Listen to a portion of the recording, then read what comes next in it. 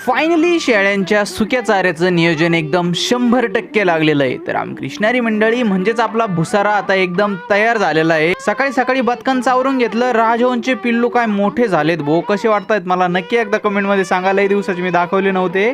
आज जरा वातावरण स्वच्छच होतं बरं का, त्याच्यामुळे जनावरांचं आवरून मी पहिले लाकडं राहून घेतले। आता खड्डं पण इतकं खोल जात नव्हतं बरं का, तरी पण जसे बसे दिलेत बोलावून। आता फक्त त्याला आहे ना कापड लावायचं राहिलंय। कापड पण आता मस्त पैकी लावून टाकू आपण। नेमके आता बाबा पण बाहेर गेलेत, मला जे एकट्याला करावं लागणार आहे हे। आता कापड पण लावून झालं होतं, म्हणलं आता याच्या खाली टाकायला आहे ना आपल्याला खराब भूस आणावं लागेल। मग आता वावरात आपलं खराब भूस पडलेलं होतं बरं का, कारण की पावसात पाणी वगैरे आलं का ते खालचं भूस आहे ना पूर्ण खराब होत असतं।